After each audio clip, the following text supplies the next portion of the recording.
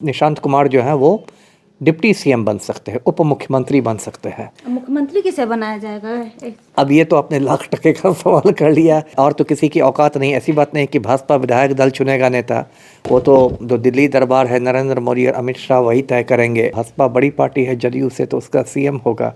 अब पता नहीं इस फार्मूला पर नीतीश कुमार तैयार हुए हैं कि नहीं है, क्योंकि नीतीश कुमार ही हैं। उनको महागठबंधन की ओर से भी कोई प्रस्ताव गया होगा, कौन जाने। बिहार में एनडीए की नई नवेली सरकार बनी है और अब ऐसी खबर आ रही है कि खरमास से पहले नीतीश कुमार सीएम पद से हट जाएंगे।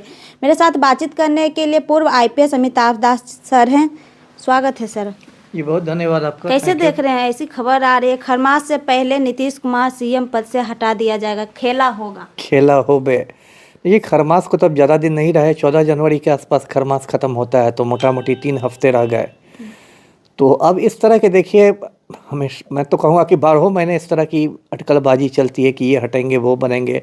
और पलटू राम ने अपनी एक ऐसी छवि बना ली है बार बार पलटी मार के कि सब लोग तैयार रहते हैं कि कभी कुछ हो सकता है। अभी जो लेटेस्ट अटकलें लगाई जा रही हैं पटना में वो ये है कि वही जो आपने बात कही कि आने वाले 2-3 हफ्तों में पलटू राम हट जाएंगे, नीतीश कुमार हट जाएंगे, भाजपा का कोई व्यक्ति मुख्यमंत्री बनेगा, और जो पलटू राम के बेटे हैं निशांत सिन्हा है ना, वो निशांत कुमार जो हैं वो डिप्टी सीएम बन सकते हैं, उप मुख्यमंत्री बन सकते हैं। मुख्यमंत्री किसे बनाया जाएगा? अब ये तो आपने लाख टके का सवाल कर लिया। मुख्यमंत्री की दौड़ में जितने मुँह उतनी बातें हैं। कोई कह रहा है कि सम्राट चौधरी, कोई कह रहा है मंगल पांडे। तो अब ये तो भाजपा का आला कमान ही तय करेगा, और तो किसी की औकात नहीं। ऐसी बात नहीं कि भाजपा विधायक दल चुनेगा नेता, वो तो जो दिल्ली दरबार है नरेंद्र मोदी और अमित शाह वही तय करेंगे। और जैसा नरेंद्र मोदी और अमित शाह की एक आदत है कि वो कोई बहुत एक चौंकाने वाला नाम ले आते हैं। जैसे अभी नितिन नवीन के बारे में किसी ने नहीं सोचा था कि इतना जूनियर नेता अचानक पार्टी का कार्यकारी अध्यक्ष बन जाएगा, लेकिन अचानक नितिन नवीन को आगे कर दिया गया।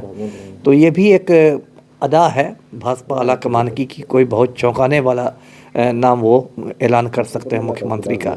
जी दिल्ली पर इधर भी नीतीश कुमार गए थे, दिल्ली के दौरे पर थे। पीएम मोदी अमित शाह दोनों से मुलाकात किए हैं। कहीं ना कहीं कयास लगाया जा रहा है कि हिजाब के बाद ये सब नीतीश कुमार की छवि बन गई है कि महिला विरोधी हो गए हैं। नहीं, छवि तो देखिए नीतीश कुमार के साथ तो 1-2 साल से बहुत गंभीर, मतलब उनके साथ हालत की समस्या है ना। ये पहली अभी तो जो हिजाब उन्होंने नोच दिया नुसरत परवीन का, उसके बाद नुसरत परवीन बिहार छोड़ के चली गई, उसने नौकरी भी ठुकरा दी। तो उसके बाद तो देश विदेश में मतलब बहुत फजीहत हुई है नीतीश कुमार की।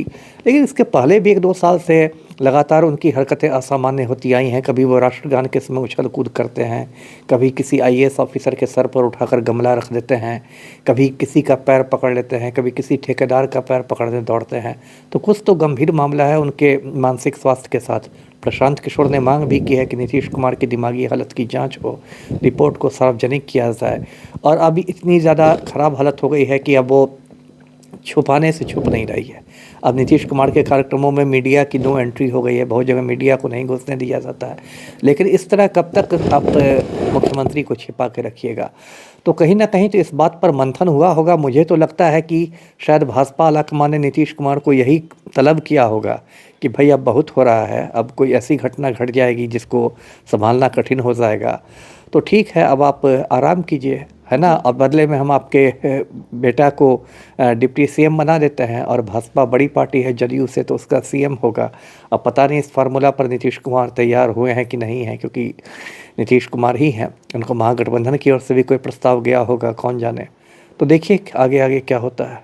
जी, एक वीडियो सोशल मीडिया पर काफ़ी वायरल हो रहा है आज कि मेरी क्रिसमस डे भी है और लोग चर्च वगैरह में भी जा रहे हैं। एक वीडियो आता है जिसमें छत्तीसगढ़ का है, जिसमें हिंदू संगठन वाले जाके तोड़ फोड़ सब कुछ कर रहे हैं। सर कैसे देखते हैं? नहीं, ये तो बहुत विशुद्ध गुंडागर्दी है। और आज क्रिसमस का दिन है ना, जो कि माना जाता है कि जीसस क्राइस्ट की आज जयंती है, ईसा मसीह की जयंती है, और पूरी दुनिया में उसको धूमधाम से मनाया जाता है। लोग क्रिसमस ट्री सजाते हैं, सांता क्लॉज बच्चों को उपहार देता है, चर्च में प्रार्थनाएं होती हैं।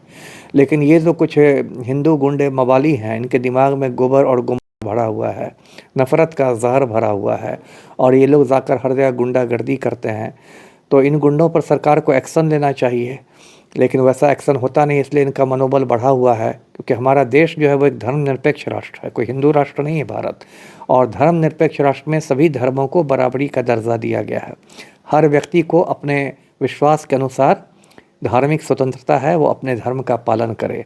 तो यदि आप चर्च में जाकर गुंडागर्दी कर रहे हैं तो ऐसे लोगों को तो तुरंत गिरफ्तार करके जेल में भेजना चाहिए। इन गुंडों की वजह से पूरा हिंदू धर्म बदनाम हो रहा है। एक तरफ पीएम मोदी दिल्ली के चर्च में जाके सबको बधाई दे रहे हैं, और एक तरफ ये दूसरी तस्वीर वही आप आती है समझिए। और जब जिस चर्च में पीएम मोदी गए थे, उस चर्च के भी पुजारी ने इस गुंडागर्दी का मुद्दा उठाया है, और ये कहीं ना कहीं नरेंद्र मोदी के लिए शर्मिंदगी का सबब बन गया कि आप जिस चर्च में जाते हैं वहाँ के भी जो पादरी लोग हैं वो कहते हैं कि इस तरह की हिंसा ठीक नहीं है।